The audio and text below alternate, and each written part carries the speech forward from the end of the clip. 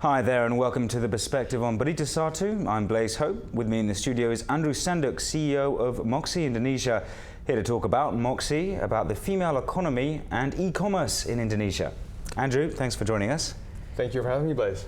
Let's just start with identifying Moxy. What's the difference between Moxy and, say, What's New? So, What's New actually started in Thailand, Bangkok, Thailand. And What's New is actually our group name. So it's actually the holding name. In Thailand initially, in 2013 when we started, we launched several different websites. And we decided for Indonesia to actually launch under one brand name. And that brand name is Moxy. So along the coming months, actually we're going to rebrand our Thailand entity also towards the Moxy brand. So eventually it's a branding thing actually. How did you end up with Moxy? I came here in 2013, end of 2013. Started off in the startup scene, and along the way, I got in touch with the guys behind Ardent Capital. We got in touch. We talked about e-commerce, and since in the Netherlands, the last 6 years, I've been active in the e-commerce industry in Europe.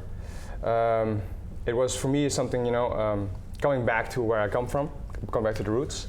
Which is e-commerce. They shared with me their vision and their dreams about launching What's New in Indonesia. So that's actually how it went. And we just launched our website here in Indonesia 2-3 weeks ago. And that's how it went so far. Now, Ardent Capital, that's Thai. You have backing here from the Sinar Mas Group, is that right? Yeah. So recently, Sinar Mas actually invested also in Ardent Capital, which was in the news some time ago as well. So a strong strategic local partner, which I believe can bring us, can help us actually expand the business as well here locally. Okay. So we're speaking as the website's been up for a couple of weeks. How things going? Good. Very, very excited. Very good feedback and the reactions also from the press, but also from customers, because at the end of the day, it's all about customers. Has been very, very good. So I think people love the female angle, because at the end of the day, we're an online destination for everything which has to do with females, because we believe in the female demographics. So it's been good. Traffic has been good. The traction has been really promising. So far so good. Can we tell me a bit about female demographics? I mean, how do you target your market? Well, again, coming back to where we came from in 2013 in Thailand, we saw there actually. Actually also went a bit organic, right?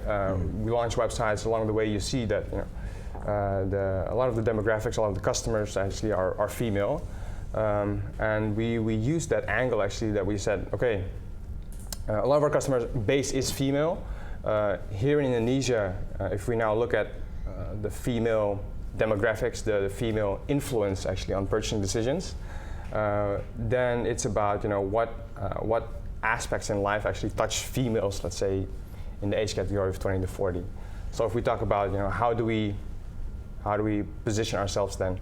We thought about, if you think about females in the age category of 20 to 40, starting from the university, freshly graduated, towards a working mom with 2-3 kids. We actually defined, and we did a lot of test cases and test groups as well, on what specific product categories actually are really female. So at the moment we launched actually in 6 different categories, ranging from beauty, moms and babies, of course, fashion accessories, gadgets, home and living, and the last one is Muslim lifestyle, where we say, okay, those main categories at the moment, we see there a lot of females actually grasping into that categories as well. But this is just a start, and along the way we're going to add much more categories to give the females actually access to products that they need. What kind of proportion is specifically fashion, or as opposed to something more practical like mother care?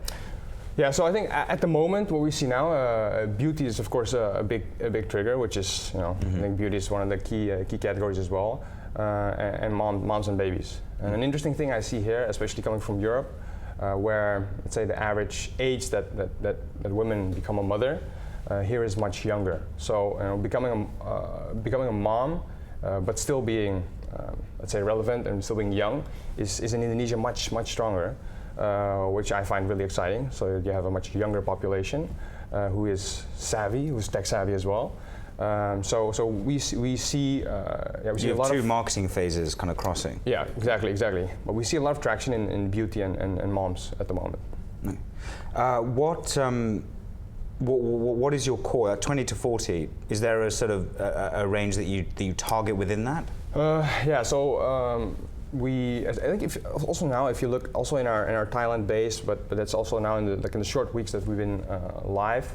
We see a lot of traction, let's say, within 25, 35, let's say. So if you say 20 to 40 is the entire range, if you go a bit, in the middle, that's I think where the essence of the market also is. And also, if you look at the demographics of Indonesia, I think that's also where most of the people are. That's how we position ourselves as well. And that's also the specific market we're focusing on.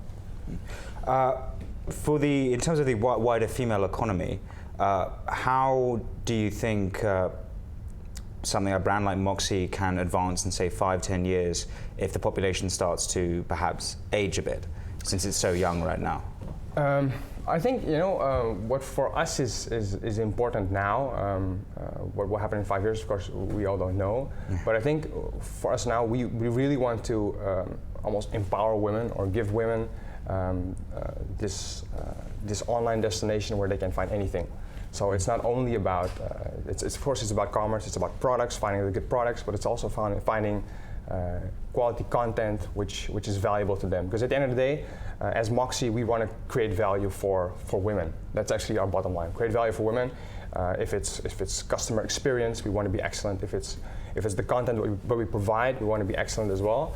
And I think evolving in that, looking at the demographics of Indonesia, it's again, my worry is not at all that the demographics will go how do you call it, to an older generation, because that problem is very Europe. It's very specifically Netherlands actually, where the percentage of, let's say, adults above 50 is in a big majority, and I really don't see that problem actually occurring in Indonesia at all in the coming 10, 20, 30 years at all. So I don't see that as a problem, but for us, our main focus now is actually just to look at the demographics and create this world where we can serve them from a commerce side. So what products actually do these women need, but also from a content side where we say, okay, all the content that we create should be of value to the female readers. What do you mean by content? Can we talk a bit about that? Yeah, so the content part is because now it's actually a feature we're launching on a very short term. We're building our online content platform where actually it's sort of an online magazine almost, where women can read anything actually related to relationships or beauty or fashion.